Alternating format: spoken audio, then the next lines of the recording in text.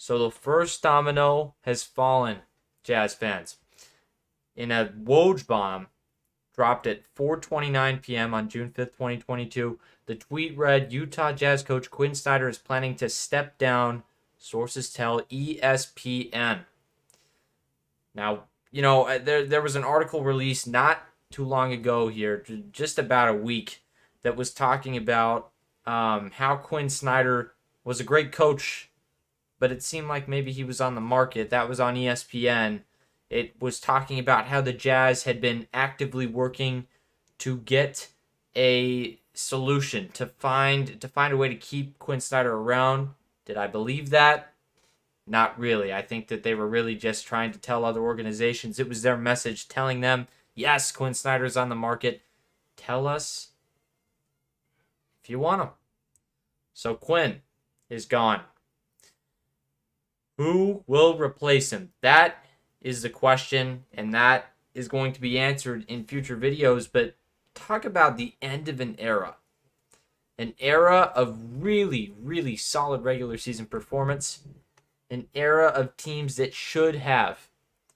That's the way that we can portray this whole coaching experience for Quin Snyder with the Utah Jazz. 2 words. Should have. There are several teams that should have gone to the Western Conference Finals, especially this last one. If he could have gotten them under control, it would have been great. There was no consequences for bad plays. There was no structure,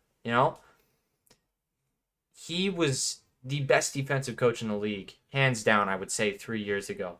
This year, the defense was terrible. What happened, I couldn't tell you, but he's gone. And now the Jazz will start searching for a replacement. Again, this is the end of an era where it was just great regular seasons, mediocre at best in the playoffs. And that's unacceptable for a new owner like Ryan Smith. And I believe that this is what Danny Ainge was brought in to do. Again, shake things up. Find success. Because this is not success. Regular season winning 60 games. Who cares? It's not success.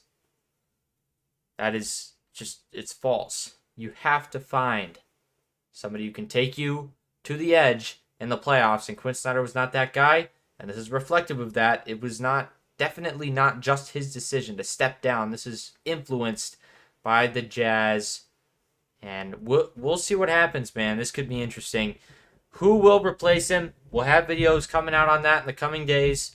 We're going to be keeping you guys up to date. Again, Quin Snyder, I wish him all the best. I'm sure he will find a nice landing spot. Obviously not LA. I could see several other teams as a landing spot for him. We'll see, but this changes the path of the Utah Jazz drastically. I'm not telling you that I didn't see this coming. I think a lot of us saw this coming from a long ways away. We'll see, guys. It's going to be a fun time. The first domino has fallen. I believe there is going to be several more. This is just the first of many. And here, I'll hint at what I believe is going to happen. This is just my theory. Ryan Smith knows that obviously he knows that Utah has the All-Star game in 2023. He is high on Donovan Mitchell, and I think that this goes really understated. People don't understand how high he is on Donovan Mitchell. He really loves Donovan Mitchell, and he needs an All-Star centerpiece for next year in Utah. He's going to try to keep Donovan Mitchell, and with the defensive mind that Quin Snyder is out of the Utah Jazz, the most probable option right now seems like Rudy Gobert might be leaving us very soon here. Now, we'll see if that actually happens. But again, it just makes sense to me because Snyder was so high on having that defensive anchor. So what now? He's gone, We'll see. We will see. But again, videos coming out very soon on replacement coaches. You guys like this up. Tell your friends about this one. Again, big news here in Salt Lake City. This is big time stuff. All right, you guys, make sure you like it up. This has been the Jazz Huddle, and we will see you in the coming days. We're going to do some deep dives into the candidates that could be possibly taking over for the Utah Jazz next season. We'll see you later.